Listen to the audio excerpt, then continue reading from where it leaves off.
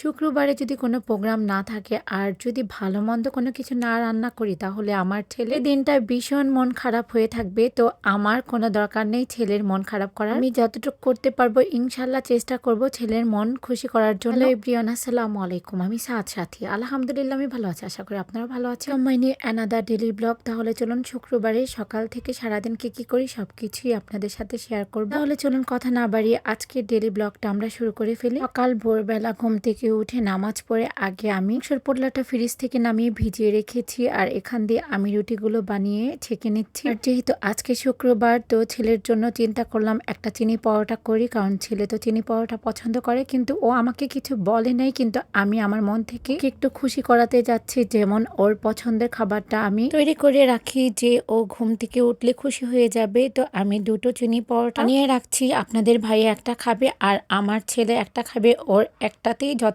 আর হচ্ছে সাথে রুটিও বানিয়ে নিয়েছি। তো আমাদের নাস্তা কমপ্লিট, আলহামদুলিল্লাহ ডান। আজকে আমি গরুর মাংসটা রান্না করছি একদম মশলা মাখিয়ে, হলুদ মরিচ লবণ তেল ধরনের মশলা করেছিলাম একটা, ওই মশলার গুঁড়ো দিয়ে দিয়েছিলাম। বলতে গেলে গরুর মাংসতে যে যে মশলা লাগে সবকিছুই দিয়েছি। ঢাকনা দিয়ে ঢেকে দিচ্ছি। আর আমার এসিটা অনেক দিন ধরে সার্ভিসিং হচ্ছিল না, আর সার্ভিসিং আপনাদের ভাইয়াই দেয়। এখন ছেলে আর বাবা মিলে এসি সার্ভিসিং করছে, যেহেতু আজকে শুক্রবার আর আজকে অফ ডে। ঘুম থেকে ওঠার পর নাস্তা দিয়েছি, নাস্তা খাওয়ার পরে আমি বলেছি যে আগে এসিটা সার্ভিসিং করো। এসিটার মধ্যে অনেক ময়লা হয়ে গিয়েছে, আর হয়ে যাওয়ার কারণে এসিটাতে তেমন ঠান্ডা হচ্ছিল না, তার জন্য এসিটা সার্ভিসিং করলে এটা ভালোই ঠান্ডা হবে। তো আমার গরুর মাংসটা প্রায় হয়ে যাচ্ছে, আর এখান দিয়ে আমি পোলাওটা বসিয়ে দিয়েছি আর কিছুটা পরিমাণ উপর দিয়ে গুঁড়ো দুধ দিয়ে দিচ্ছি। এটা হচ্ছে পোলাওর স্বাদটা বাড়িয়ে দিবে। আমি যখনই পোলাও রান্না করি উপর দিয়ে আমি কিছুটা পরিমাণ গুঁড়ো দুধ ছিটিয়ে দিই, আর এখন কিছু কাঁচামরিচ দিয়ে দিয়েছি। আর আজকে পোলাওটা আমি মাখিয়ে ঝাঁকিয়ে বসিয়েছি। তো যাই হোক,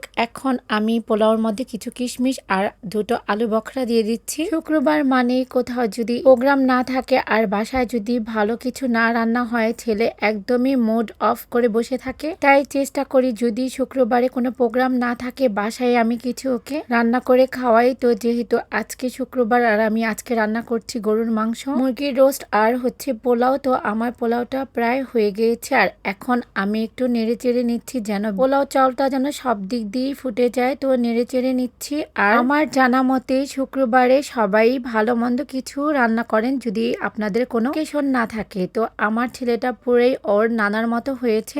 তো যদি শুক্রবারে কোনো দাওয়াত না থাকতো তাহলেই আম্মুকে বলতো যে আজকে ভালো কিছু রান্না করো। তো আম্মু বলতো ভালো কিছু কি রান্না করব, যে পোলাও মাংস এগুলো রান্না করো। আমার ছেলে মেয়ে যেহেতু আমার কোনো আজকে দাওয়াত নেই, ওরা শুক্রবারে ভালো মন্দ খাবে। তো এটা আমি এই পর্যন্ত আমি বেঁচে থাকি শুক্রবারে আমার ছেলে মেয়েকে সবসময় পোলাও মাংস খাওয়াবে। আর আমি যদি পৃথিবীতে বেঁচে না থাকি তাহলে এটা তুমি সবসময় করবে, ওরা যেখানেই থাকো। আমার বাসায় আসলে শুক্রবারে সবসময় তুমি পোলাও মাংস রান্না করে খাওয়াবে। কিন্তু আলহামদুলিল্লাহ আম্মু এটা প্রায় করে। আমরা যখনই আম্মুর বাসায় যাই তো আম্মু শুক্রবার মুরগির রোস্ট গরুর মাংস সবকিছুই আম্মু রান্না করে। পোলাও তো ঠিক তেমন আমার ছেলেটা পুরাই ওর নানার মতো হয়েছে। ওর শুক্রবারের মানে ভালো কিছু হতেই হবে, না হয় নানার মতো মুড অফ হয়ে থাকে। আমার আম্মু তো সবসময়ই বলে সাদ তো পুরাই নানার কার্বন কপি হয়েছে, খাওয়া দাওয়ায় সে অনেক সখী।